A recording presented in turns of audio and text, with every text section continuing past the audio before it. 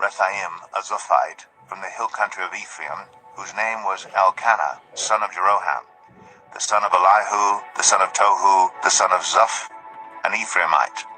He had 2 wives. One was called Hannah, and the other Peninnah.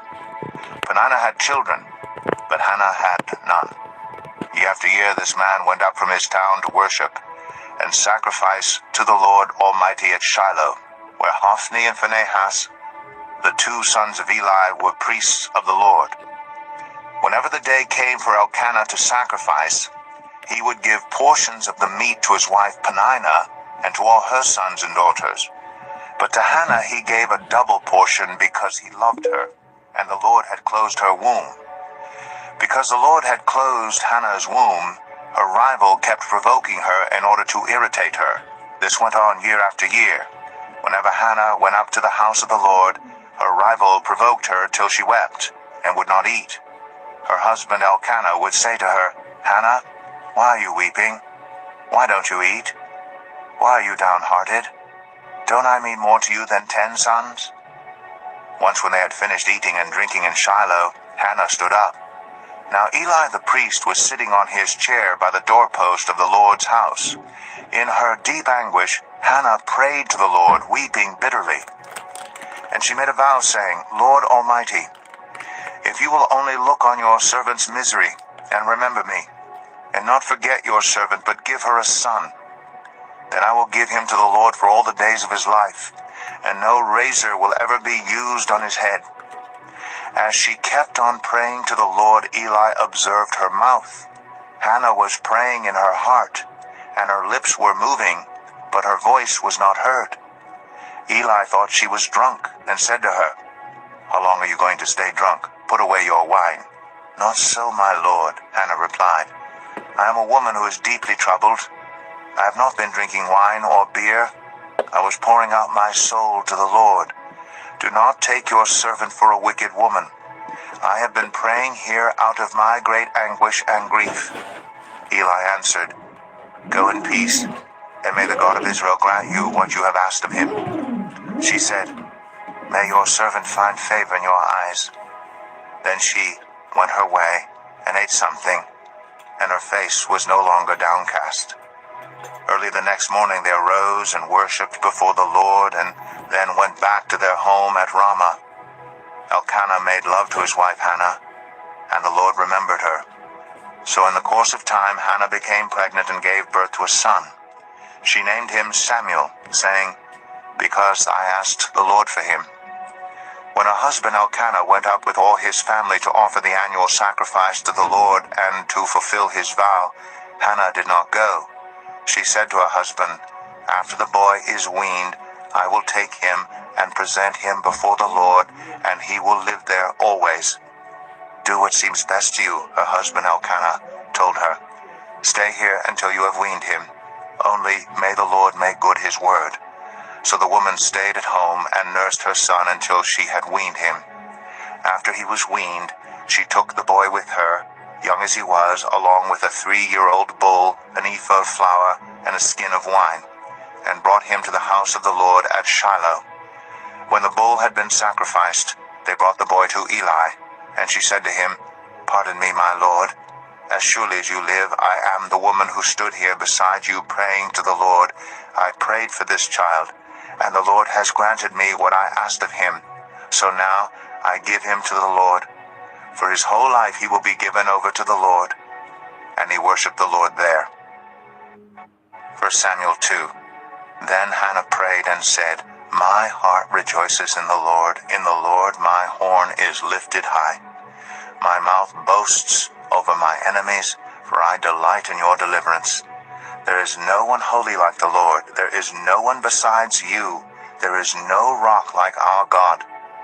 Do not keep talking so proudly, or let your mouth speak such arrogance. For the Lord is a God who knows, and by him deeds are weighed. The bows of the warriors are broken, but those who stumbled are armed with strength.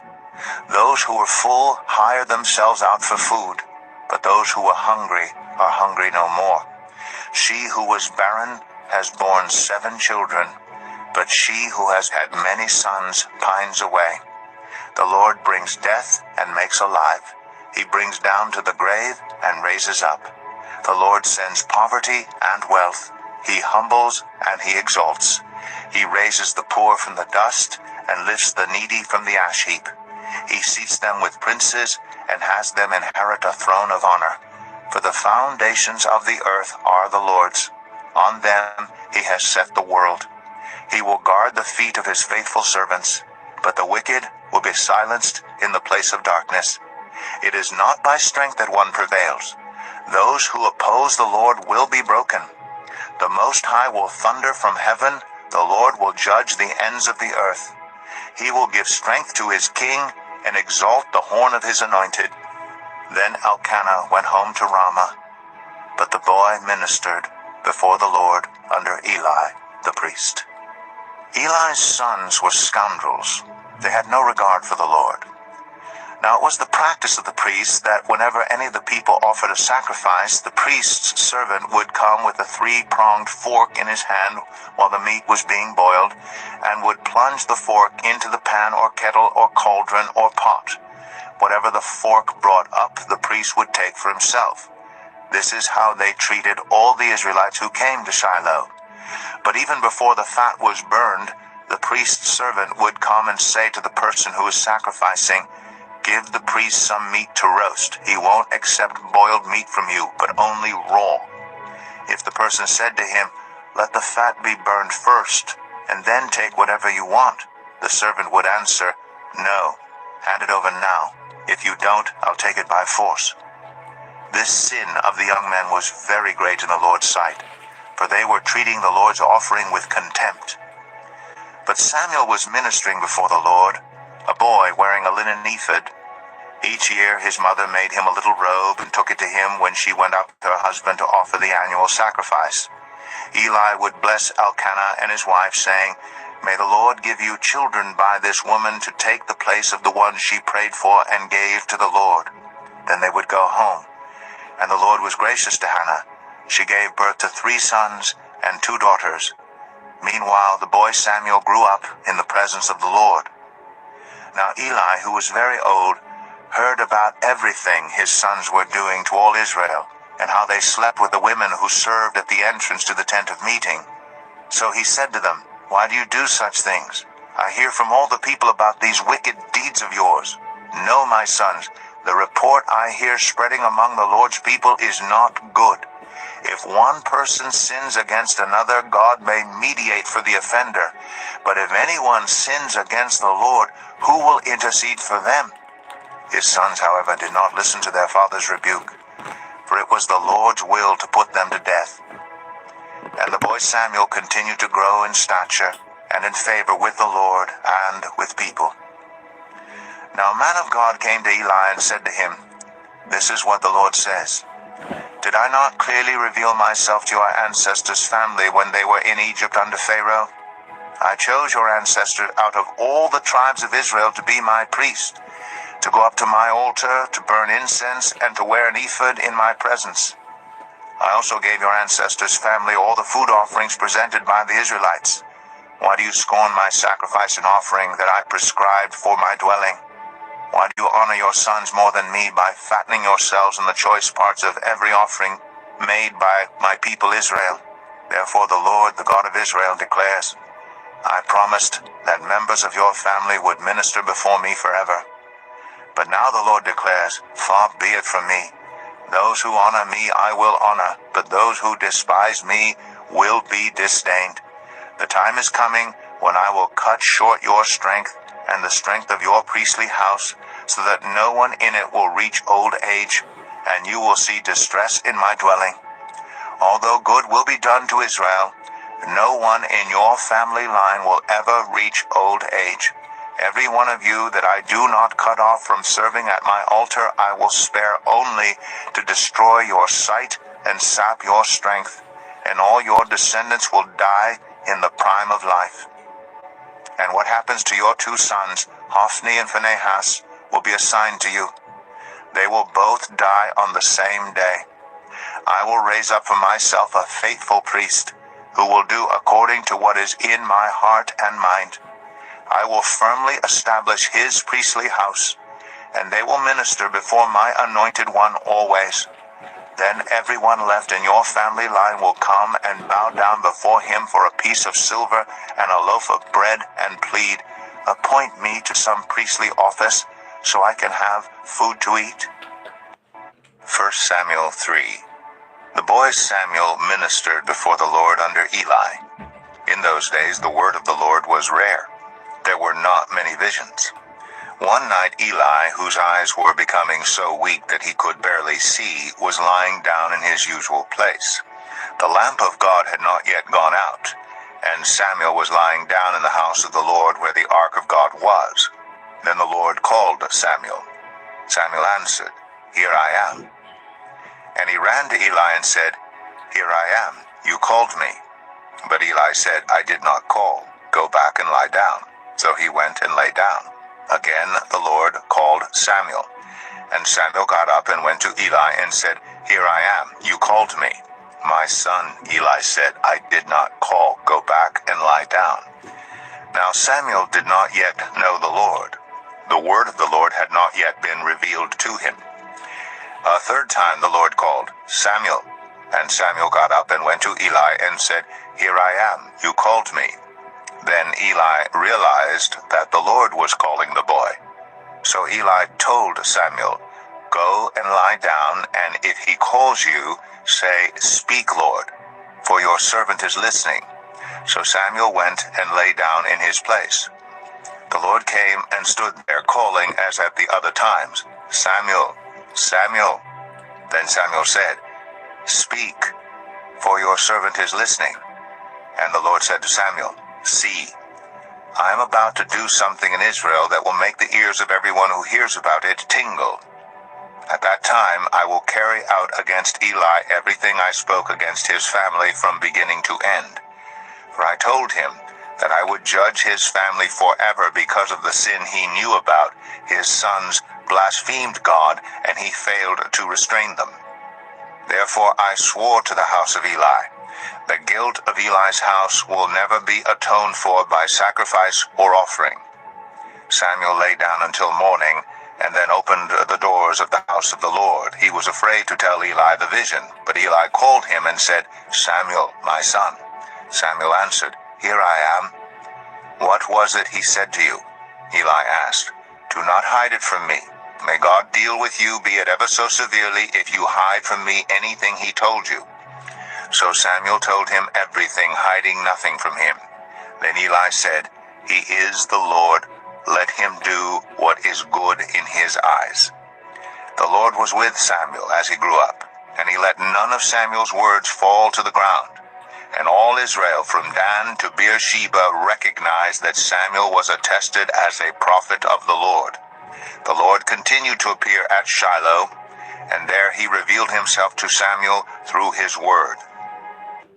1 Samuel 4. And Samuel's word came to all Israel. Now the Israelites went out to fight against the Philistines. The Israelites camped at Ebenezer, and the Philistines at Aphek. The Philistines deployed their forces to meet Israel, and as the battle spread, Israel was defeated by the Philistines, who killed about 4,000 of them on the battlefield. When the soldiers returned to camp, the elders of Israel asked, "Why did the Lord bring defeat on us today before the Philistines? Let us bring the ark of the Lord's covenant from Shiloh, so that he may go with us and save us from the hand of our enemies." So the people sent men to Shiloh, and they brought back the ark of the covenant of the Lord Almighty, who is enthroned between the cherubim. And Eli's two sons, Hophni and Phinehas, were there with the ark of the covenant of God. When the ark of the Lord's covenant came into the camp, all Israel raised such a great shout that the ground shook. Hearing the uproar, the Philistines asked, "What's all this shouting in the Hebrew camp?" When they learned that the ark of the Lord had come into the camp, the Philistines were afraid. "A god has come into the camp," they said. "Oh no, nothing like this has happened before. We're doomed. Who will deliver us from the hand of these mighty gods? They are the gods who struck the Egyptians with all kinds of plagues in the wilderness. Be strong, Philistines. Be men, or you will be subject to the Hebrews, as they have been to you. Be men and fight." So the Philistines fought, and the Israelites were defeated, and every man fled to his tent. The slaughter was very great. Israel lost 30,000 foot soldiers. The ark of God was captured, and Eli's 2 sons, Hophni and Phinehas, died. That same day, a Benjamite ran from the battle line and went to Shiloh with his clothes torn and dust on his head. When he arrived, there was Eli sitting on his chair by the side of the road watching because his heart feared for the ark of God. When the man entered the town and told what had happened, the whole town sent up a cry. Eli heard the outcry and asked, "What is the meaning of this uproar?" The man hurried over to Eli, who was 98 years old and whose eyes had failed so that he could not see. He told Eli, "I have just come from the battle line. I fled from it this very day." Eli asked, "What happened, my son?" The man who brought the news replied, "Israel fled before the Philistines, and the army has suffered heavy losses. Also, your 2 sons, Hophni and Phinehas, are dead, and the ark of God has been captured." When he mentioned the ark of God, Eli fell backward off his chair by the side of the gate. His neck was broken, and he died. But he was an old man, and he was heavy. He had led Israel 40 years. His daughter-in-law, the wife of Phinehas, was pregnant and near the time of delivery. When she heard the news that the ark of God had been captured, and that her father-in-law and her husband were dead, she went into labor and gave birth, but was overcome by her labor pains. As she was dying, the women attending her said, "Don't despair. You have given birth to a son." But she did not respond or pay any attention. She named the boy Ichabod, saying, "The glory has departed from Israel," because of the capture of the ark of God and the deaths of her father-in-law and her husband. She said, "The glory has departed from Israel, for the ark of God has been captured." 1 Samuel 5. After the Philistines had captured the ark of God, they took it from Ebenezer to Ashdod. Then they carried the ark into Dagon's temple and set it beside Dagon. When the people of Ashdod rose early the next day, there was Dagon, fallen on his face on the ground before the ark of the Lord. They took Dagon and put him back in his place. But the following morning when they rose, there was Dagon, fallen on his face on the ground before the ark of the Lord.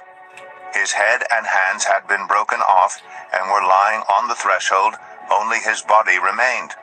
That is why to this day neither the priests of Dagon nor any others who enter Dagon's temple at Ashdod step on the threshold. The Lord's hand was heavy on the people of Ashdod and its vicinity. He brought devastation on them and afflicted them with tumors. When the people of Ashdod saw what was happening, they said, "The ark of the God of Israel must not stay here with us, because his hand is heavy on us, and on Dagon our God." So they called together all the rulers of the Philistines and asked them, "What shall we do with the ark of the God of Israel?" They answered, "Have the ark of the God of Israel moved to Gath." So they moved the ark of the God of Israel. But after they had moved it, the Lord's hand was against that city, throwing it into a great panic. He afflicted the people of the city, both young and old, with an outbreak of tumors. So they sent the ark of God to Ekron. As the ark of God was entering Ekron, the people of Ekron cried out, "They have brought the ark of the God of Israel around to us to kill us and our people." So they called together all the rulers of the Philistines and said, "Send the ark of the God of Israel away. Let it go back to its own place, or it will kill us and our people." For death had filled the city with panic. God's hand was very heavy on it. Those who did not die were afflicted with tumors, and the outcry of the city went up to heaven. 1 Samuel 6. When the ark of the Lord had been in Philistine territory 7 months, the Philistines called for the priests and the diviners and said, "What shall we do with the ark of the Lord? Tell us how we should send it back to its place." They answered, "If you return the ark of the God of Israel, do not send it back to him without a gift. By all means send a guilt offering to him. Then you will be healed, and you will know why his hand has not been lifted from you." The Philistines asked, "What guilt offering should we send to him?" They replied, 5 gold tumors and 5 gold rats, according to the number of the Philistine rulers, because the same plague has struck both you and your rulers. Make models of the tumors and of the rats that are destroying the country, and give glory to Israel's God. Perhaps he will lift his hand from you and your gods and your land. Why do you harden your hearts as the Egyptians and Pharaoh did? When Israel's God dealt harshly with them, did they not send the Israelites out so they could go on their way? Now then, get a new cart ready with 2 cows that have calved and have never been yoked. Hitch the cows to the cart, but take their calves away and pen them up. Take the ark of the Lord and put it on the cart, and in a chest beside it put the gold objects you are sending back to him as a guilt offering. Send it on its way, but keep watching it. If it goes up to its own territory toward Beth Shemesh, then the Lord has brought this great disaster on us. But if it does not, then we will know that it was not his hand that struck us, but that it happened to us by chance. So they did this. They took 2 such cows and hitched them to the cart and penned up their calves. They placed the ark of the Lord on the cart, and along with it the chest containing the gold rats and the models of the tumors. Then the cows went straight up toward Beth Shemesh, keeping on the road and lowing all the way. They did not turn to the right or to the left. The rulers of the Philistines followed them as far as the border of Beth Shemesh. Now the people of Beth Shemesh were harvesting their wheat in the valley, and when they looked up and saw the ark, they rejoiced at the sight. The cart came to the field of Joshua of Beth Shemesh, and there it stopped beside a large rock. The people chopped up the wood of the cart and sacrificed the cows as a burnt offering to the Lord. The Levites took down the ark of the Lord, together with the chest containing the gold objects, and placed them on the large rock. On that day, the people of Beth Shemesh offered burnt offerings and made sacrifices to the Lord. The 5 rulers of the Philistines saw all this, and then returned that same day to Ekron. These are the gold tumors the Philistines sent as a guilt offering to the Lord, 1 each for Ashdod, Gaza, Ashkelon, Gath, and Ekron. And the number of the gold rats was according to the number of Philistine towns belonging to the 5 rulers, the fortified towns with their country villages. The large rock on which the Levites set the ark of the Lord is a witness to this day in the field of Joshua of Beth Shemesh. But God struck down some of the inhabitants of Beth Shemesh, putting 70 of them to death because they looked into the ark of the Lord. The people mourned because of the heavy blow the Lord had dealt them. And the people of Beth Shemesh asked, "Who can stand in the presence of the Lord, this holy God? To whom will the ark go up from here?" Then they sent messengers to the people of Kiriath Jearim, saying, "The Philistines have returned the ark of the Lord. Come down and take it up to your town." 1 Samuel 7. So the men of Kiriath Jearim came and took up the ark of the Lord. They brought it to Abinadab's house on the hill and consecrated Eleazar his son to guard the ark of the Lord. The ark remained at Kiriath Jearim a long time, 20 years in all.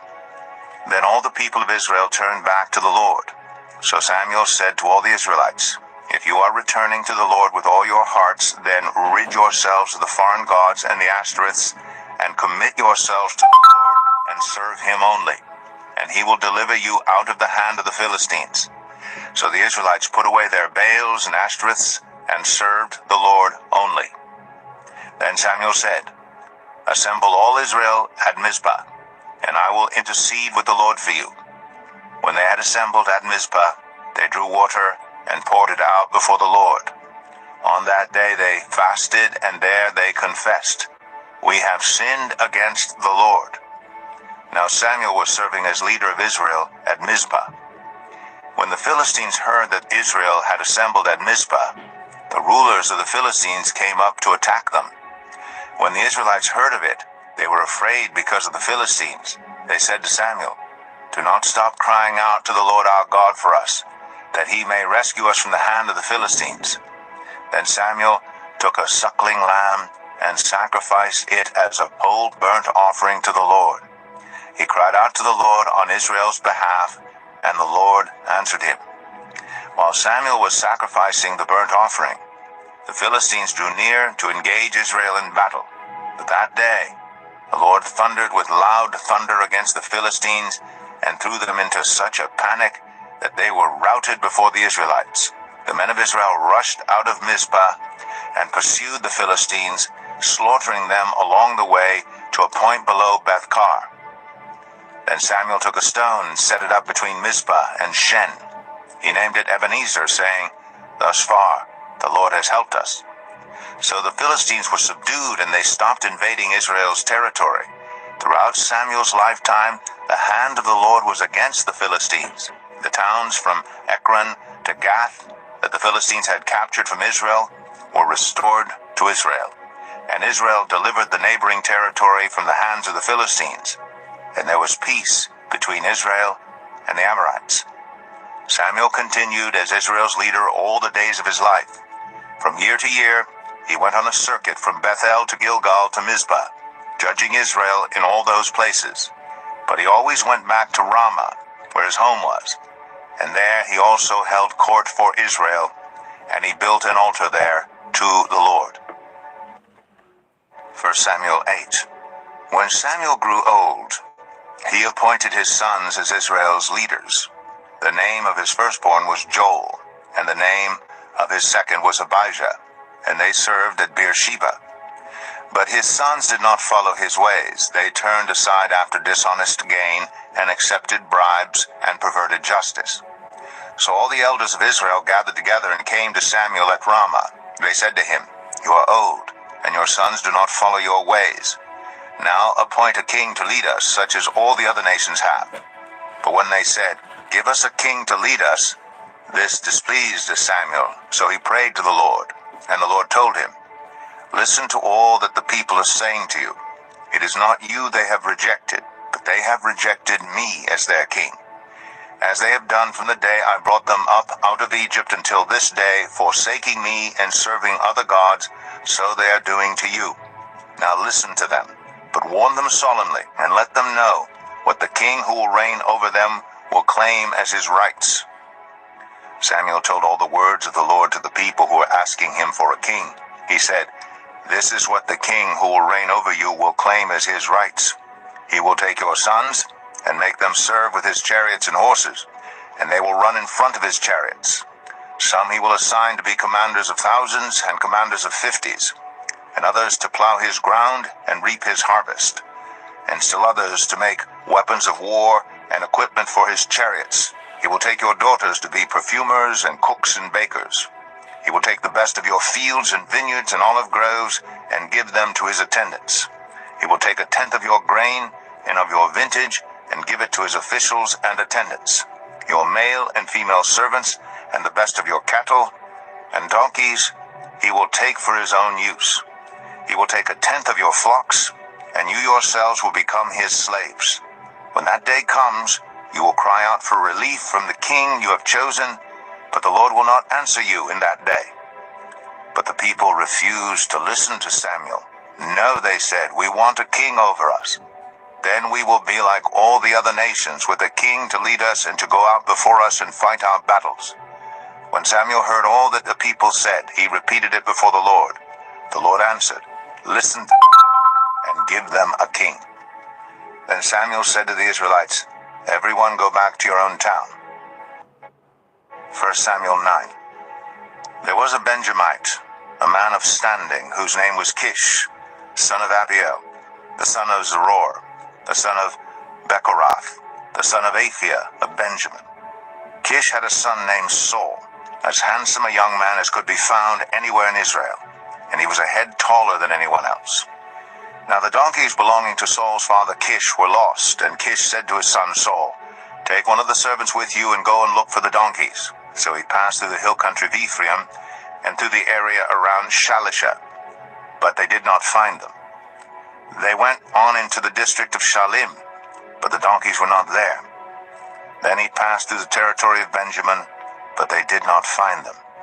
When they reached the district of Zuph, Saul said to the servant who was with him, "Come, let's go back, or my father will stop thinking about the donkeys and start worrying about us." But the servant replied, "Look, in this town there is a man of God. He is highly respected, and everything he says comes true. Let's go there now. Perhaps he will tell us what way to take." Saul said to his servant, "If we go, what can we give the man?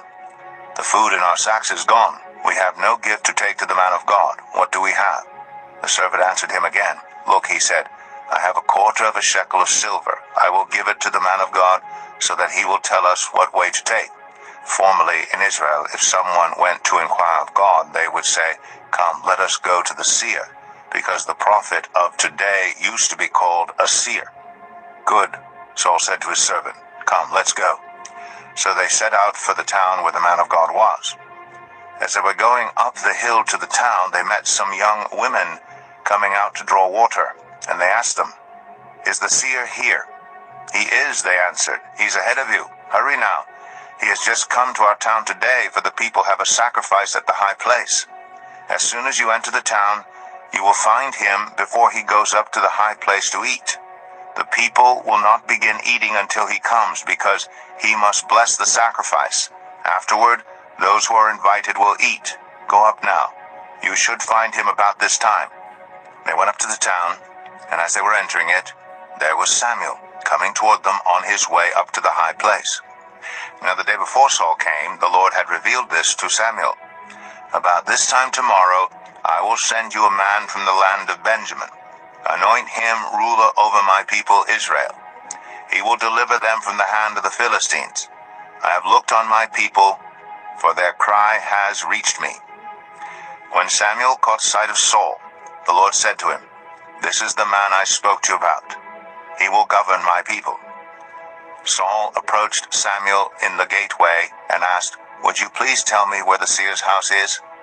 "I am the seer," Samuel replied. "Go up ahead of me to the high place, for today you are to eat with me, and in the morning I will send you on your way and will tell you all that is in your heart.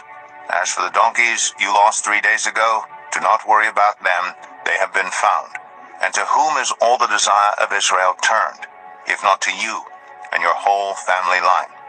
Saul answered, "But am I not a Benjamite, from the smallest tribe of Israel?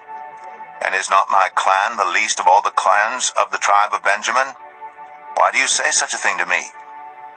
Then Samuel brought Saul and his servant into the hall and seated them at the head of those who were invited, about 30 in number. Samuel said to the cook, "Bring the piece of meat I gave you, the one I told you to lay aside." So the cook took up the thigh with what was on it and set it in front of Saul. Samuel said, "Here is what has been kept for you. Eat, because it was set aside for you for this occasion from the time I said, 'I have invited guests.'" And Saul dined with Samuel that day. After they came down from the high place to the town, Samuel talked with Saul on the roof of his house. They rose about daybreak, and Samuel called to Saul on the roof, "Get ready, and I will send you on your way." When Saul got ready, he and Samuel went outside together. As they were going down to the edge of the town, Samuel said to Saul, "Tell the servant to go on ahead of us," and the servant did so. "But you stay here for a while, so that I may give you a message from God." 1 Samuel 10. Then Samuel took a flask of olive oil and poured it on Saul's head and kissed him, saying, "Has not the Lord anointed you ruler over his inheritance? When you leave me today, you will meet 2 men near Rachel's tomb at Zelzah on the border of Benjamin. They will say to you, 'The donkeys you set out to look for have been found.' And now your father has stopped thinking about them and is worried about you. He is asking, 'What shall I do about my son?' Then you will go on from there until you reach the great tree of Tabor. 3 men going up to worship God at Bethel will meet you there. One will be carrying 3 young goats, another 3 loaves of bread, and another a skin of wine. They will greet you and offer you 2 loaves of bread, which you will accept from them. After that you will go to Gibeah of God, where there is a Philistine outpost. As you approach the town, you will meet a procession of prophets coming down from the high place with lyres, timbrels, pipes, and harps being played before them, and they will be prophesying. The Spirit of the Lord will come powerfully upon you, and you will prophesy with them, and you will be changed into a different person. Once these signs are fulfilled, do whatever your hand finds to do, for God is with you. Go down ahead of me to Gilgal. I will surely come down to you to sacrifice burnt offerings and fellowship offerings, but you must wait 7 days until I come to you and tell you what you are to do." As Saul turned to leave Samuel, God changed Saul's heart, and all these signs were fulfilled that day. When he and his servant arrived at Gibeah, a procession of prophets met him. The Spirit of God came powerfully upon him, and he joined in their prophesying. When all those who had formerly known him saw him prophesying with the prophets, they asked each other, "What is this that has happened to the son of Kish? Is Saul also among the prophets?" A man who lived there answered, "And who is their father?"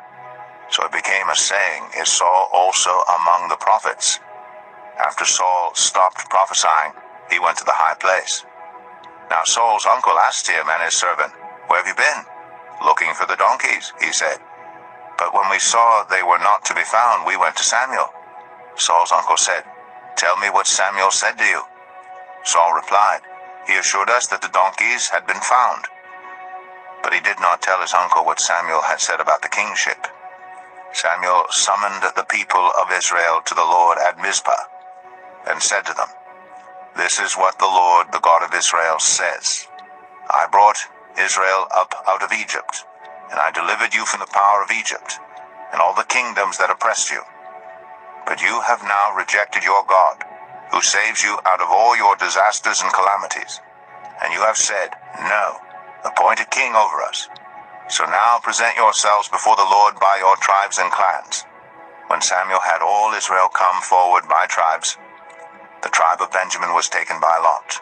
Then he brought forward the tribe of Benjamin, clan by clan, and Matri's clan was taken. Finally, Saul, son of Kish, was taken.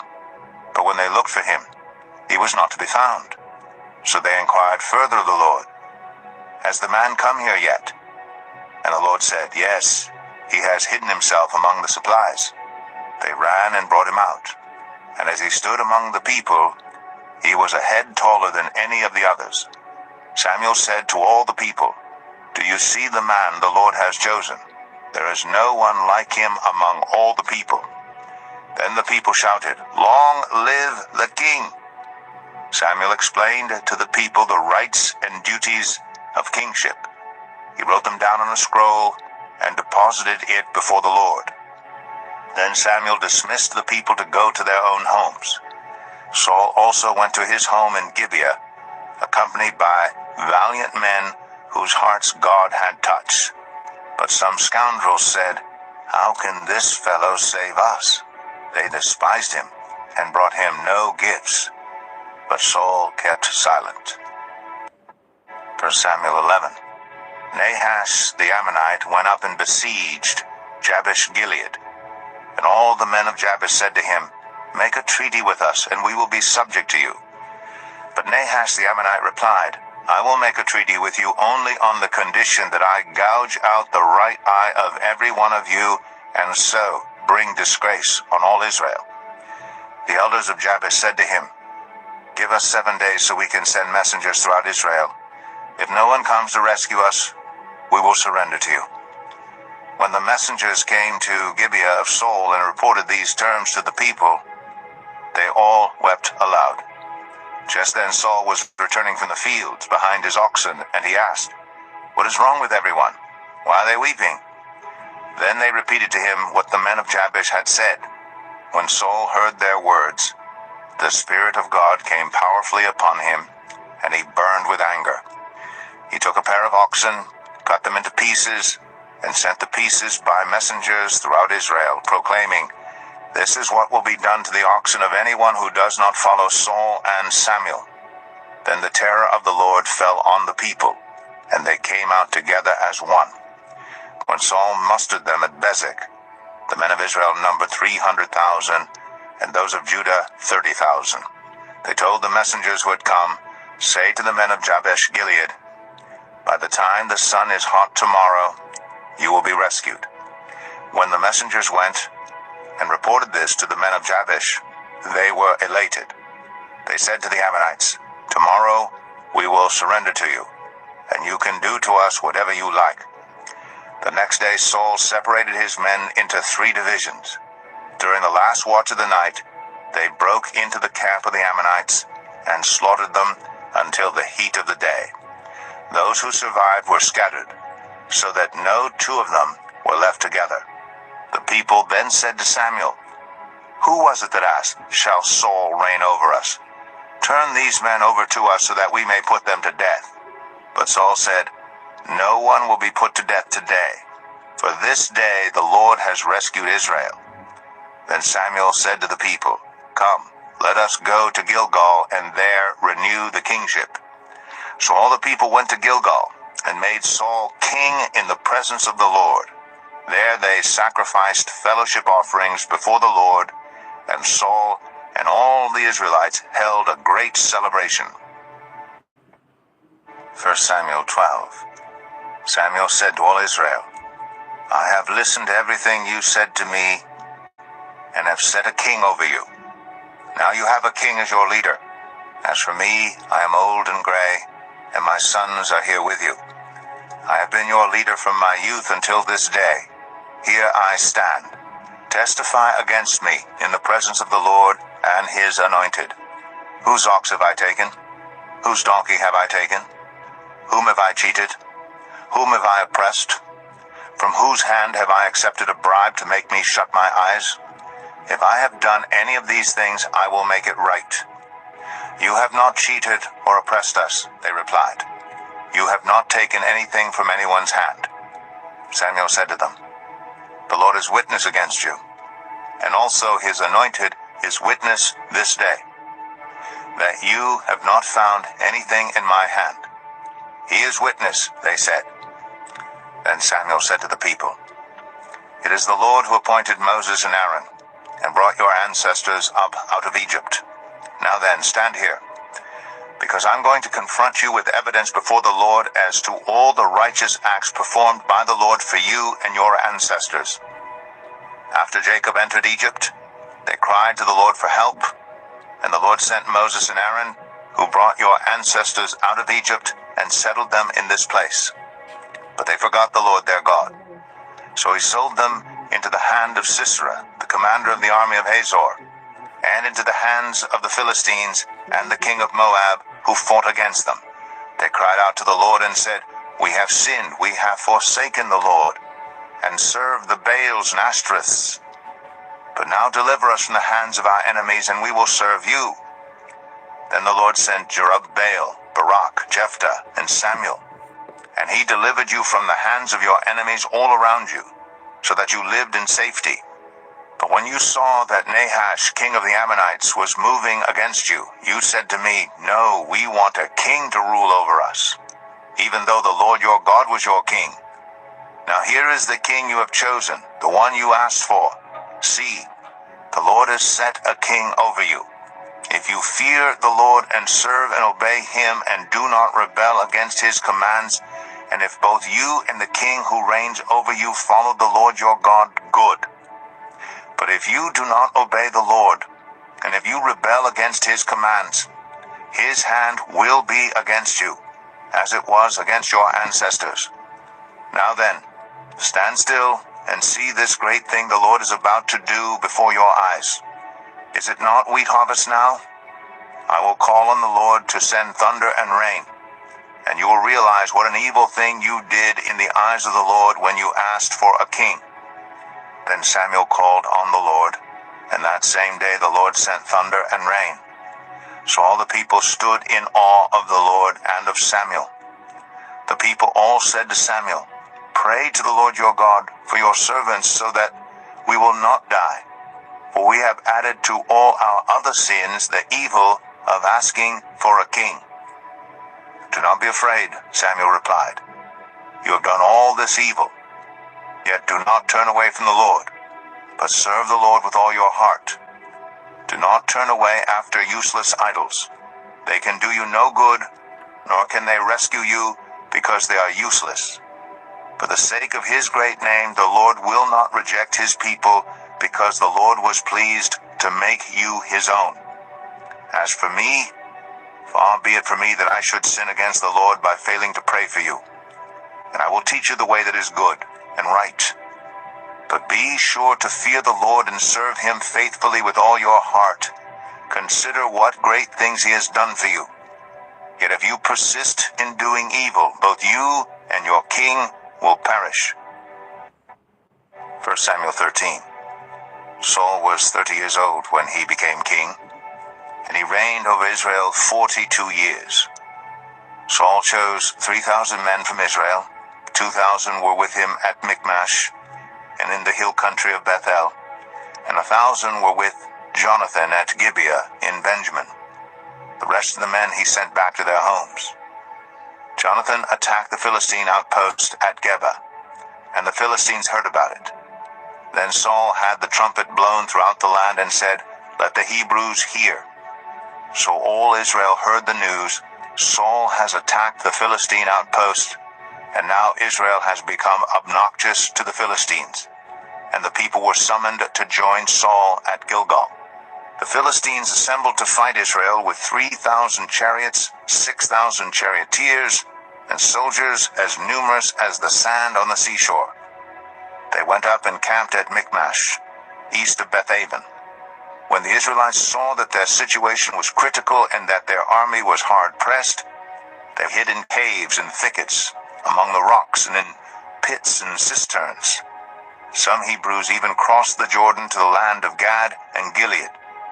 Saul remained at Gilgal, and all the troops with him were quaking with fear. He waited 7 days, the time set by Samuel. But Samuel did not come to Gilgal, and Saul's men began to scatter. So he said, "Bring me the burnt offering and the fellowship offerings." And Saul offered up the burnt offering. Just as he finished making the offering, Samuel arrived, and Saul went out to greet him. "What have you done?" asked Samuel. Saul replied, "When I saw that the men were scattering, and that you did not come at the set time, and that the Philistines were assembling at Michmash, I thought, now the Philistines will come down against me at Gilgal, and I have not sought the Lord's favor. So I felt compelled to offer the burnt offering." "You have done a foolish thing," Samuel said. "You have not kept the command the Lord your God gave you. If you had, he would have established your kingdom over Israel for all time. But now your kingdom will not endure. The Lord has sought out a man after his own heart, and appointed him ruler of his people, because you have not kept the Lord's command." Then Samuel left Gilgal, and went up to Gibeah in Benjamin. And Saul counted the men who were with him. They numbered about 600. Saul and his son Jonathan, and the men with them, were staying in Gibeah in Benjamin, while the Philistines camped at Michmash. Raiding parties went out from the Philistine camp in 3 detachments. One turned toward Ophrah in the vicinity of Shual, another toward Beth-horon, and the third toward the borderland overlooking the valley of Zeboim, facing the wilderness. Not a blacksmith could be found in the whole land of Israel, because the Philistines had said, "Otherwise the Hebrews will make swords or spears." So all Israel went down to the Philistines to have their plowpoints, mattocks, axes, and sickles sharpened. The price was 2/3 of a shekel for sharpening plowpoints and mattocks, and 1/3 of a shekel for sharpening forks and axes, and for repointing goads. So on the day of the battle, not a soldier with Saul and Jonathan had a sword or spear in his hand. Only Saul and his son Jonathan had them. Now a detachment of Philistines had gone out to the pass at Michmash. 1 Samuel 14. One day Jonathan, son of Saul, said to his young armor-bearer, "Come, let's go over to the Philistine outpost on the other side." But he did not tell his father. Saul was staying on the outskirts of Gibeah under a pomegranate tree in Migron. With him were about 600 men, among whom was Ahijah, who was wearing an ephod. He was a son of Ichabod's brother Ahitub. son of Phinehas, the son of Eli, the Lord's priest in Shiloh. No one was aware that Jonathan had left. On each side of the pass that Jonathan intended to cross to reach the Philistine outpost was a cliff. One was called Bozez, and the other Sinai. One cliff stood to the north toward Michmash, the other to the south toward Geba. Jonathan said to his young armor-bearer, "Come, let's go over to the outpost of those uncircumcised men. Perhaps the Lord will act on our behalf. Nothing can hinder the Lord from saving, whether by many or by few." "Do all that you have in mind," his armor-bearer said. "Go ahead. I am with you, heart and soul." Jonathan said, "Come on then. We will cross over toward them and let them see us. If they say to us, 'Wait there until we come to you,' we will stay where we are and not go up to them. But if they say, 'Come up to us,' we will climb up, because that will be our sign that the Lord has given them into our hands." So both of them showed themselves to the Philistine outpost. "Look," said the Philistines, "the Hebrews are crawling out of the holes they were hiding in." The men of the outpost shouted to Jonathan and his armor-bearer, "Come up to us, and we will teach you a lesson." So Jonathan said to his armor-bearer, "Climb up after me. The Lord has given them into the hand of Israel." Jonathan climbed up, using his hands and feet, with his armor-bearer right behind him. The Philistines fell before Jonathan, and his armor-bearer followed and killed behind him. In that first attack, Jonathan and his armor-bearer killed some 20 men in an area of about half an acre. Then panic struck the whole army, those in the camp and field, and those in the outposts and raiding parties, and the ground shook. It was a panic sent by God. Saul's lookouts at Gibeah in Benjamin saw the army melting away in all directions. Then Saul said to the men who were with him, "Muster the forces and see who has left us." When they did, it was Jonathan and his armor-bearer who were not there. Saul said to Ahijah, "Bring the ark of God." At that time, it was with the Israelites. While Saul was talking to the priest, the tumult in the Philistine camp increased more and more. So Saul said to the priest, "Withdraw your hand." Then Saul and all his men assembled and went to the battle. They found the Philistines in total confusion, striking each other with their swords. Those Hebrews who had previously been with the Philistines and had gone up with them to their camp went over to the Israelites who were with Saul and Jonathan. When all the Israelites who had hidden in the hill country of Ephraim heard that the Philistines were on the run, they joined the battle in hot pursuit. So on that day the Lord saved Israel, and the battle moved on beyond Beth-aven. Now the Israelites were in distress that day, because Saul had bound the people under an oath, saying, "Cursed be anyone who eats food before evening comes, before I have avenged myself on my enemies." So none of the troops tasted food. The entire army entered the woods, and there was honey on the ground. When they went into the woods, they saw the honey oozing out, yet no one put his hand to his mouth, because they feared the oath. But Jonathan had not heard that his father had bound the people with the oath. So he reached out the end of the staff that was in his hand and dipped it into the honeycomb. He raised his hand to his mouth, and his eyes brightened. Then one of the soldiers told him, "Your father bound the army under a strict oath, saying, 'Cursed be anyone who eats food today.' That is why the men are faint." Jonathan said, "My father has made trouble for the country. See how my eyes brightened when I tasted a little of this honey? How much better it would have been if the men had eaten today some of the plunder they took from their enemies. Would not the slaughter of the Philistines have been even greater?" That day, after the Israelites had struck down the Philistines from Michmash to Aijalon, they were exhausted. They pounced on the plunder, and taking sheep, cattle, and calves, they butchered them on the ground and ate them together with the blood. Then someone said to Saul, "Look, the men are sinning against the Lord by eating meat that has blood in it." "You have broken faith," he said. "Roll a large stone over here at once."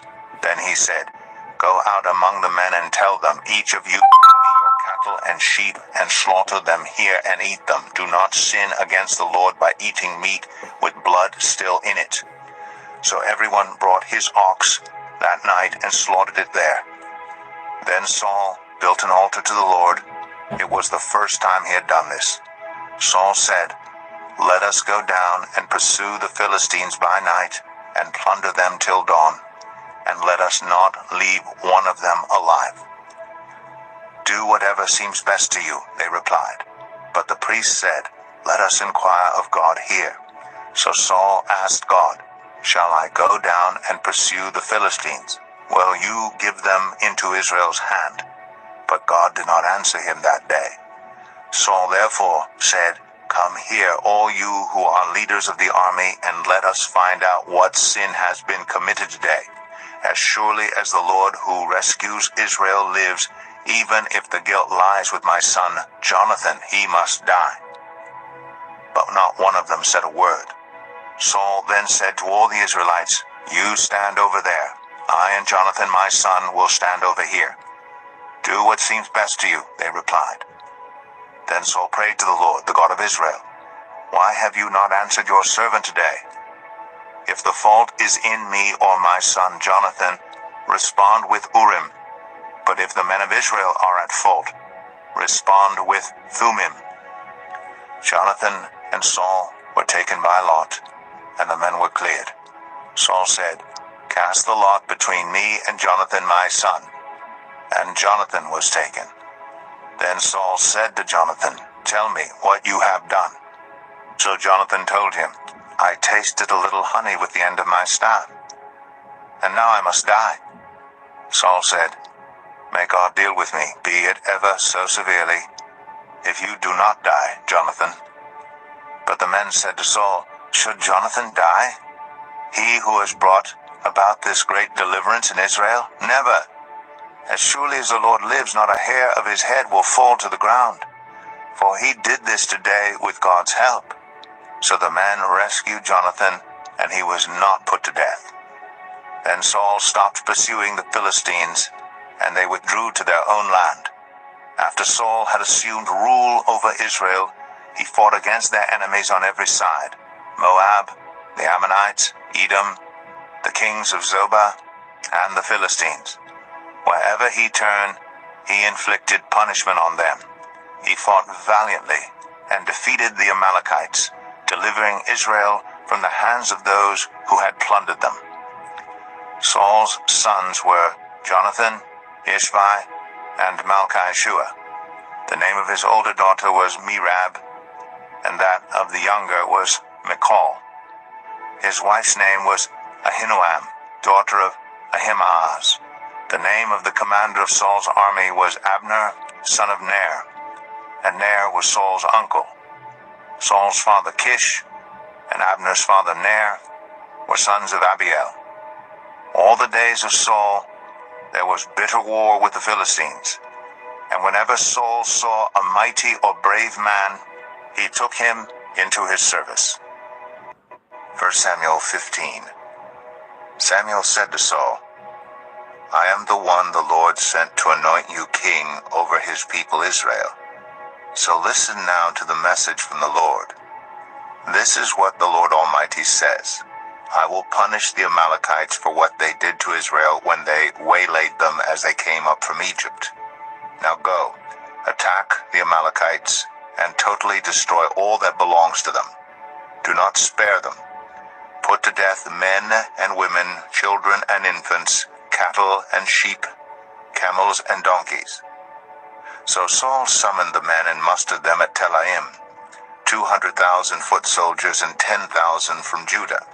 Saul went to the city of Amalek and set an ambush in the ravine. Then he said to the Kenites, "Go away, leave the Amalekites so that I do not destroy you along with them. For you showed kindness to all the Israelites when they came up out of Egypt." So the Kenites moved away from the Amalekites. Then Saul attacked the Amalekites all the way from Havilah to Shur, near the eastern border of Egypt. He took Agag, king of the Amalekites, alive, and all his people he totally destroyed with the sword. But Saul and the army spared Agag, and the best of the sheep and cattle, the fat calves and lambs, everything that was good. These they were unwilling to destroy completely, but everything that was despised and weak they totally destroyed. Then the word of the Lord came to Samuel. I regret that I have made Saul king, because he has turned away from me and has not carried out my instructions. Samuel was angry, and he cried out to the Lord all that night. Early in the morning Samuel got up and went to meet Saul, but he was told, Saul has gone to Carmel. There he has set up a monument in his own honor and has turned and gone on down to Gilgal. When Samuel reached him, Saul said, The Lord bless you. I have carried out the Lord's instructions. But Samuel said, What then is this bleating of sheep in my ears? What is this lowing of cattle that I hear? Saul answered, The soldiers brought them from the Amalekites. They spared the best of the sheep and cattle to sacrifice to the Lord your God, but we totally destroyed the rest. Enough, Samuel said to Saul. Let me tell you what the Lord said to me last night. Tell me, Saul replied. Samuel said, Although you were once small in your own eyes, did you not become the head of the tribes of Israel? The Lord anointed you king over Israel, and he sent you on a mission saying, Go and completely destroy those wicked people, the Amalekites. Wage war against them until you have wiped them out. Why did you not obey the Lord? Why did you pounce on the plunder and do evil in the eyes of the Lord? But I did obey the Lord, Saul said. I went on the mission the Lord assigned me. I completely destroyed the Amalekites and brought back Agag their king. The soldiers took sheep and cattle from the plunder, the best of what was devoted to God, in order to sacrifice them to the Lord your God at Gilgal. But Samuel replied, Does the Lord delight in burnt offerings and sacrifices as much as in obeying the Lord? To obey is better than sacrifice, and to heed is better than the fat of rams. For rebellion is like the sin of divination, and arrogance like the evil of idolatry. Because you have rejected the word of the Lord, he has rejected you as king. Then Saul said to Samuel, I have sinned. I violated the Lord's command and your instructions. I was afraid of the men, and so I gave in to them. Now I beg you, forgive my sin and come back with me so that I may worship the Lord. But Samuel said to him, I will not go back with you. You have rejected the word of the Lord, and the Lord has rejected you as king over Israel. As Samuel turned to leave, Saul caught hold of the hem of his robe, and it tore. Samuel said to him, The Lord has torn the kingdom of Israel from you today, and has given it to one of your neighbors, to one better than you. He who is the glory of Israel does not lie or change his mind, for he is not a human being, that he should change his mind. Saul replied, I have sinned, but please honor me before the elders of my people and before Israel. Come back with me, so that I may worship the Lord your God. So Samuel went back with Saul, and Saul worshipped the Lord. Then Samuel said, Bring me Agag, king of the Amalekites. Agag came to him in chains, and he thought, Surely the bitterness of death is past. But Samuel said, As your sword has made women childless, so will your mother be childless among women. And Samuel put Agag to death before the Lord at Gilgal. Then Samuel left for Ramah, but Saul went up to his home in Gibeah of Saul. Until the day Samuel died, he did not go to see Saul again, though Samuel mourned for him, and the Lord regretted that he had made Saul king over Israel. 1 Samuel 16. The Lord said to Samuel, How long will you mourn for Saul, since I have rejected him as king over Israel? Fill your horn with oil, and be on your way. I am sending you to Jesse of Bethlehem. I have chosen one of his sons to be king. But Samuel said, How can I go? If Saul hears about it, he will kill me. The Lord said, Take a heifer with you and say, I have come to sacrifice to the Lord. Invite Jesse to the sacrifice, and I will show you what to do. You are to anoint for me the one I indicate. Samuel did what the Lord said. When he arrived at Bethlehem, the elders of the town trembled when they met him. They asked, "Do you come in peace?" Samuel replied, "Yes, in peace. I have come to sacrifice to the Lord. Consecrate yourselves and come to the sacrifice with me." Then he consecrated Jesse and his sons and invited them to the sacrifice. When they arrived, Samuel saw Eliab and thought, "Surely the Lord's anointed stands here before the Lord." But the Lord said to Samuel, "Do not consider his appearance or his height, for I have rejected him. The Lord does not look at the things people look at. People look at the outward appearance, but the Lord looks at the heart." Then Jesse called Abinadab and had him pass in front of Samuel. But Samuel said, "The Lord has not chosen this one either." Jesse then had Shammah pass by, but Samuel said, "Nor has the Lord chosen this one." Jesse had 7 of his sons pass before Samuel, but Samuel said to him, "The Lord has not chosen these." So he asked Jesse, "Are these all the sons you have?" "There is still the youngest," Jesse answered. "He is tending the sheep." Samuel said, "Send for him. We will not sit down until he arrives." So he sent for him and had him brought in. He was glowing with health and had a fine appearance and handsome features. Then the Lord said, "Rise and anoint him. This is the one." So Samuel took the horn of oil and anointed him in the presence of his brothers. And from that day on the Spirit of the Lord came powerfully upon David. Samuel then went to Ramah. Now the Spirit of the Lord had departed from Saul, and an evil spirit from the Lord tormented him. Saul's attendant said to him, "See, an evil spirit from God is tormenting you. Let our Lord command his servants here to search for someone who can play the lyre. He will play when the evil spirit from God comes on you, and you will feel better." So Saul said to his attendants, "Find someone who plays well and bring him to me." One of the servants answered, "I have seen a son of Jesse of Bethlehem who knows how to play the lyre. He is a brave man and a warrior. He speaks well and is a fine-looking man, and the Lord is with him." Then Saul sent messengers to Jesse and said, "Send me your son David, who is with the sheep." So Jesse took a donkey loaded with bread, a skin of wine, and a young goat, and sent them with his son David to Saul. David came to Saul and entered his service. Saul liked him very much, and David became one of his armor-bearers.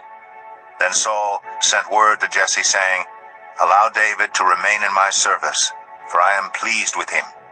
Whenever the Spirit from God came on Saul, David would take up his lyre and play.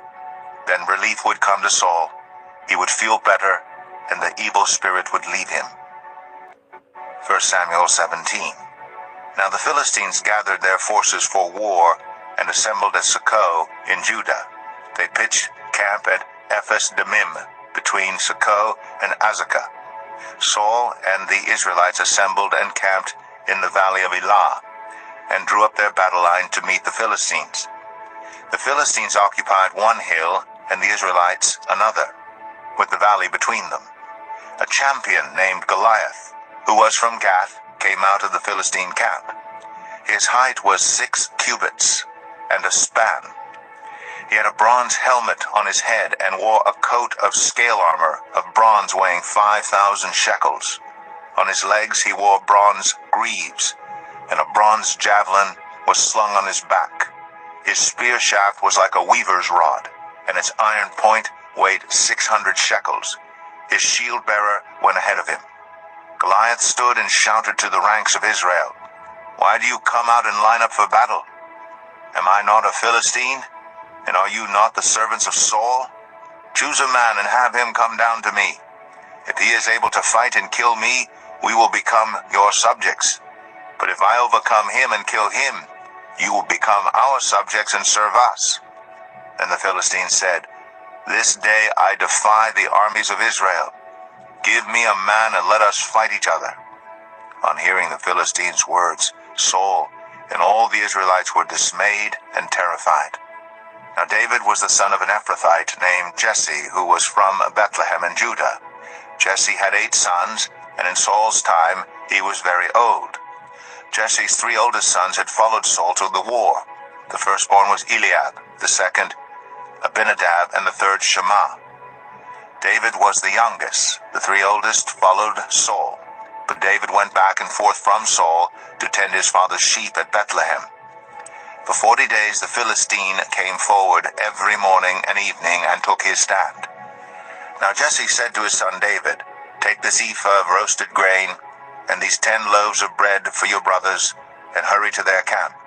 Take along these 10 cheeses to the commander of their unit. See how your brothers are, and bring back some assurance from them. They are with Saul and all the men of Israel in the valley of Elah, fighting against the Philistines." Early in the morning, David left the flock in the care of a shepherd, loaded up, and set out as Jesse had directed. He reached the camp as the army was going out to its battle positions, shouting the war cry. Israel and the Philistines were drawing up their lines facing each other. David left his things with the keeper of supplies, ran to the battle lines, and asked his brothers how they were. As he was talking with them, Goliath, the Philistine champion from Gath, stepped out from his lines and shouted his usual defiance, and David heard it. Whenever the Israelites saw the man, they all fled from him in great fear. Now the Israelites had been saying, "Do you see how this man keeps coming out? He comes out to defy Israel. The king will give great wealth to the man who kills him. He will also give him his daughter in marriage, and will exempt his family from taxes in Israel."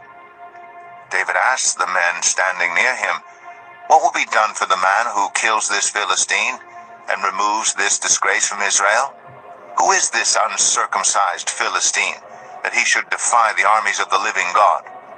They repeated to him what they had been saying and told him, "This is what will be done for the man who kills him."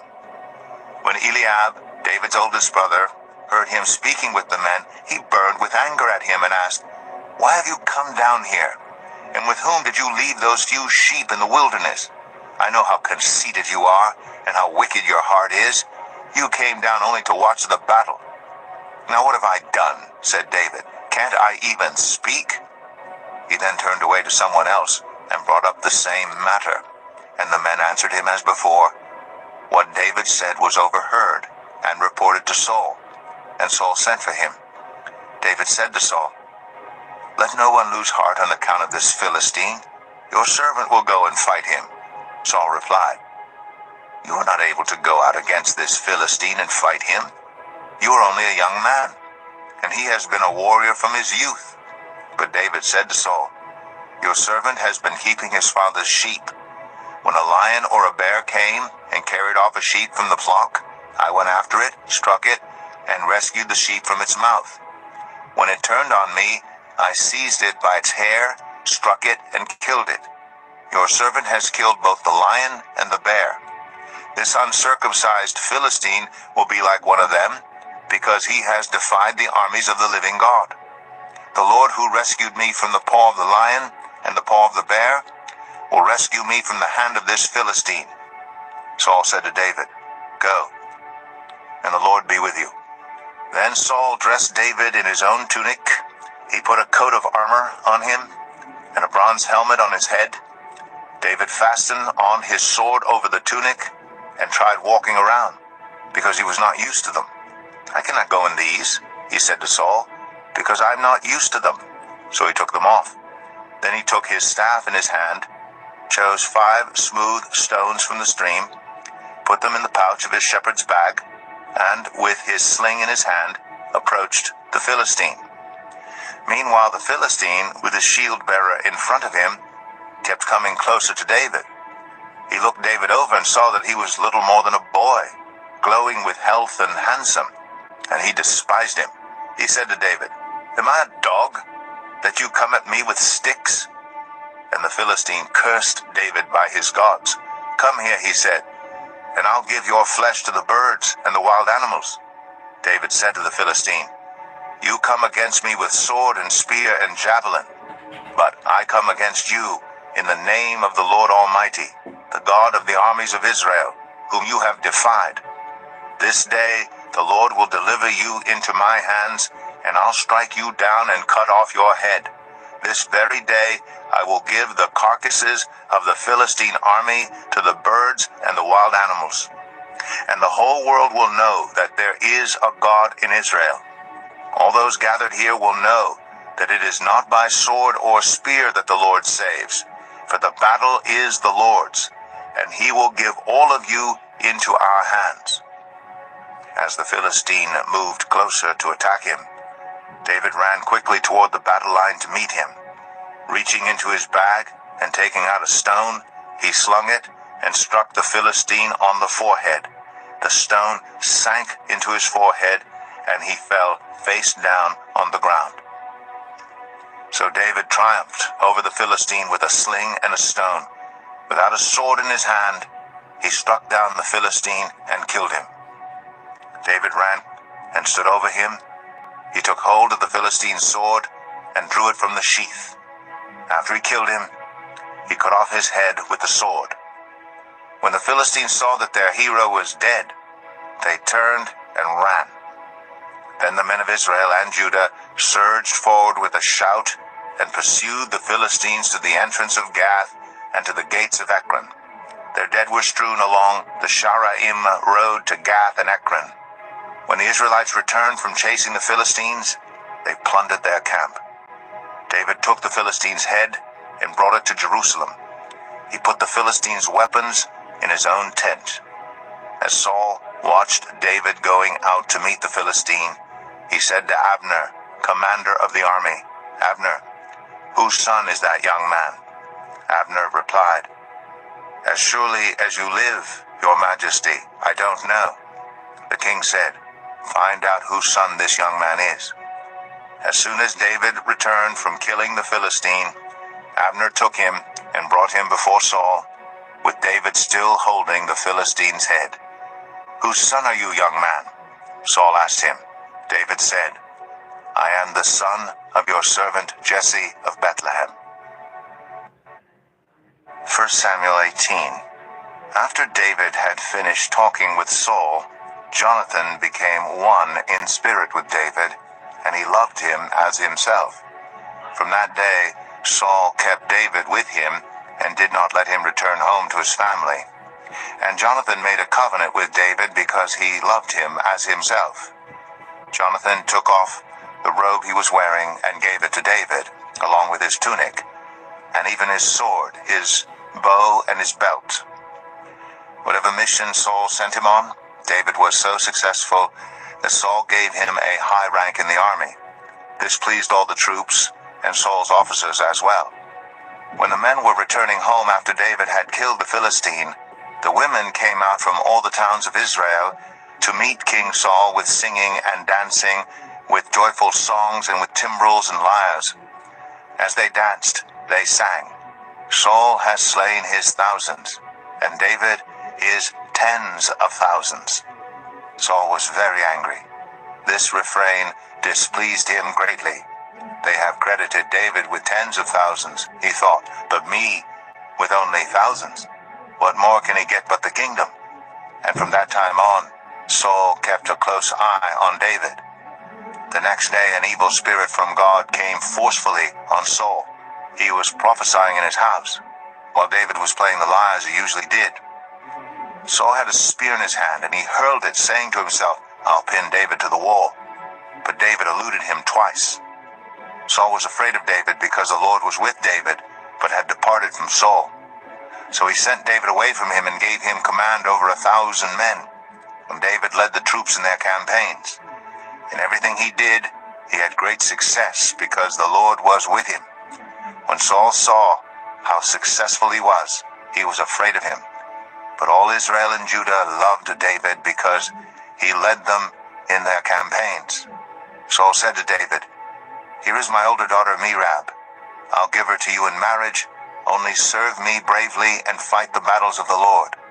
For Saul said to himself, "I will not raise a hand against him. Let the Philistines do that." But David said to Saul, "Who am I, and what is my family or my clan in Israel, that I should become the king's son-in-law?" So when the time came for Merab, Saul's daughter, to be given to David, she was given in marriage to Adriel, son of Meholah.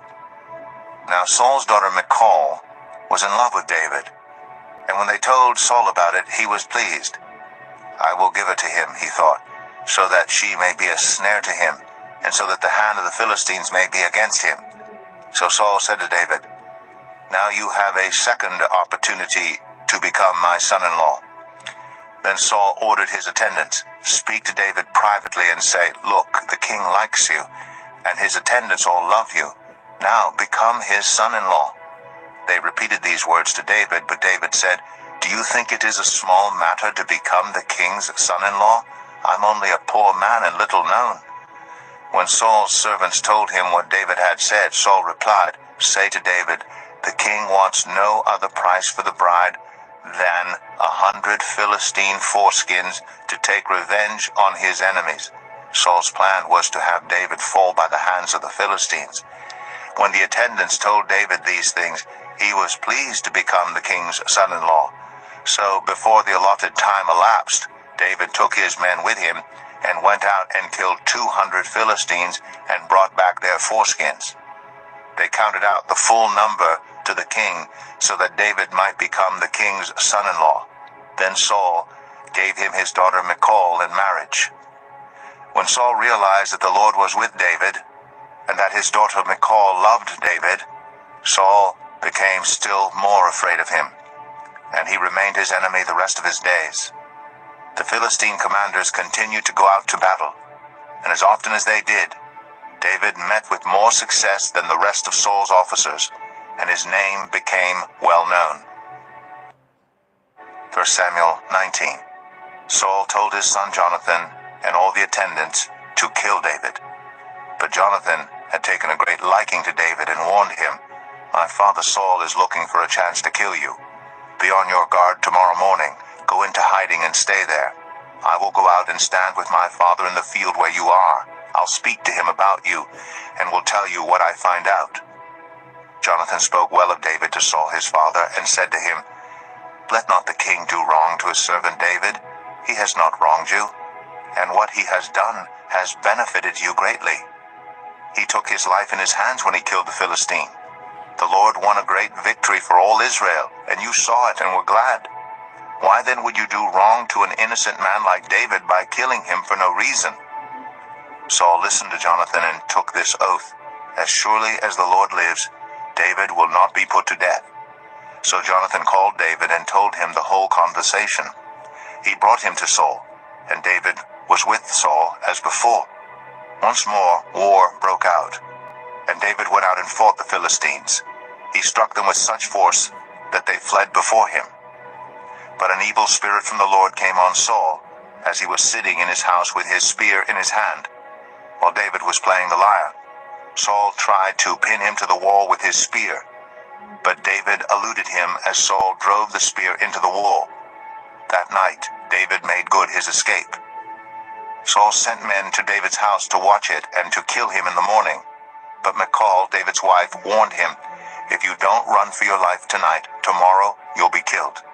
So Michal let David down through a window, and he fled and escaped. Then Michal took an idol and laid it on the bed, covering it with a garment and putting some goat's hair at the head. When Saul sent the men to capture David, Michal said, he is ill. Then Saul sent the men back to see David and told them, bring him up to me in his bed so that I may kill him. But when the men entered, there was the idol in the bed, and at the head was some goat's hair. Saul said to Michal, why did you deceive me like this and send my enemy away so that he escaped? Michal told him, he said to me, let me get away. Why should I kill you? When David had fled and made his escape, he went to Samuel at Ramah and told him all that Saul had done to him. Then he and Samuel went to Naioth and stayed there. Word came to Saul, David is in Naioth at Ramah. So he sent men to capture him. But when they saw a group of prophets prophesying, with Samuel standing there as their leader, the Spirit of God came on Saul's men, and they also prophesied. Saul was told about it, and he sent more men, and they prophesied too. Saul sent men a third time, and they also prophesied. Finally, he himself left for Ramah, and went to the great cistern at Seku, and he asked, where are Samuel and David? "Over in Naioth at Ramah," they said. So Saul went to Naioth at Ramah, but the Spirit of God came even on him, and he walked along prophesying until he came to Naioth. He stripped off his garments, and he too prophesied in Samuel's presence. He lay naked all that day and all that night. This is why people say, "Is Saul also among the prophets?" 1 Samuel 20. Then David fled from Naioth at Ramah, and went to Jonathan and asked, "What have I done? What is my crime? How have I wronged your father that he is trying to kill me?" "Never," Jonathan replied. "You are not going to die. Look, my father doesn't do anything great or small without letting me know. Why would he hide this from me? It isn't so." But David took an oath and said, "Your father knows very well that I have found favor in your eyes, and he has said to himself, 'Jonathan must not know this, or he will be grieved.' Yet as surely as the Lord lives, and as you live, there is only a step between me and death." Jonathan said to David, "Whatever you want me to do, I'll do for you." So David said, "Look, tomorrow is the new moon feast, and I'm supposed to dine with the king. But let me go and hide in the field until the evening of the day after tomorrow. If your father misses me at all, tell him, 'David earnestly asked my permission to hurry to Bethlehem, his hometown, because an annual sacrifice is being made there for his whole clan.' If he says, 'Very well,' then your servant is safe. But if he loses his temper, you can be sure that he is determined to harm me. As for you, show kindness to your servant, for you have brought him into a covenant with you before the Lord. If I am guilty, then kill me yourself. Why hand me over to your father?" "Never," Jonathan said. "If I had the least inkling that my father was determined to harm you, wouldn't I tell you?" David asked, "Who will tell me if your father answers you harshly?" "Come," Jonathan said, "let's go out into the field." So they went there together. Then Jonathan said to David, "I swear by the Lord, the God of Israel, that I will surely sound out my father by this time the day after tomorrow. If he is favorably disposed toward you, will I not send you word and let you know? But if my father intends to harm you, may the Lord deal with Jonathan, be it ever so severely, if I do not let you know and send you away in peace. May the Lord be with you as he has been with my father. But show me unfailing kindness like the Lord's kindness as long as I live, so that I may not be killed. And do not ever cut off your kindness from my family, not even when the Lord has cut off every one of David's enemies from the face of the earth." So Jonathan made a covenant with the house of David, saying, "May the Lord call David's enemies to account." And Jonathan had David reaffirm his oath out of love for him, because he loved him as he loved himself. Then Jonathan said to David, "Tomorrow is the new moon feast. You will be missed because your seat will be empty. The day after tomorrow toward evening, go to the place where you hid when this trouble began, and wait by the stone Ezel. I will shoot 3 arrows to the side of it, as though I were shooting at a target. Then I will send a boy and say, 'Go find the arrows.' If I say to him, 'Look, the arrows are on this side of you, bring them here,' then come, because as surely as the Lord lives, you are safe. There is no danger. But if I say to the boy, 'Look, the arrows are beyond you,' then you must go, because the Lord has sent you away. And about the matter you and I discussed, remember, the Lord is witness between you and me forever." So David hid in the field, and when the new moon feast came, the king sat down to eat. He sat in his customary place by the wall opposite Jonathan, and Abner sat next to Saul, but David's place was empty. Saul said nothing that day, for he thought, "Something must have happened to David to make him ceremonially unclean. Surely he is unclean." But the next day, the second day of the month, David's place was empty again. Then Saul said to his son Jonathan, "Why hasn't the son of Jesse come to the meal either yesterday or today?" Jonathan answered, "David earnestly asked me for permission to go to Bethlehem. He said, 'Let me go because our family is observing a sacrifice in the town, and my brother has ordered me to be there. If I have found favor in your eyes, let me get away to see my brothers.' That is why he has not come to the king's table." Saul's anger flared up at Jonathan, and he said to him, "You son of a perverse and rebellious woman, don't I know that you have sided with the son of Jesse to your own shame, and to the shame of the mother who bore you? As long as the son of Jesse lives on this earth, neither you nor your kingdom will be established. Now send someone to bring him to me, for he must die." "Why should he be put to death? What has he done?" Jonathan asked his father. But Saul hurled his spear at him to kill him. Then Jonathan knew that his father intended to kill David. Jonathan got up from the table in fierce anger. On that second day of the feast he did not eat, because he was grieved at his father's shameful treatment of David. In the morning, Jonathan went out to the field for his meeting with David. He had a small boy with him, and he said to the boy, "Run and find the arrows I shoot." As the boy ran, he shot an arrow beyond him. When the boy came to the place where Jonathan's arrow had fallen, Jonathan called out after him, "Isn't the arrow beyond you?" Then he shouted, "Hurry, go quickly, don't stop." The boy picked up the arrow and returned to his master. The boy knew nothing about all this, only Jonathan and David knew. Then Jonathan gave his weapons to the boy and said, "Go, carry them back to town."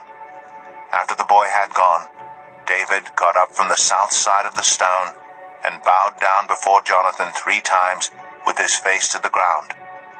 Then they kissed each other and wept together, but David wept the most. Jonathan said to David, "Go in peace, for we have sworn friendship with each other in the name of the Lord, saying, 'The Lord is witness between you and me, and between your descendants and my descendants forever.'" Then David left, and Jonathan went back to the town. 1 Samuel 21. David went to Nob, to Ahimelech the priest. Ahimelech trembled when he met him, and asked, "Why are you alone? Why is no one with you?" David answered Ahimelech the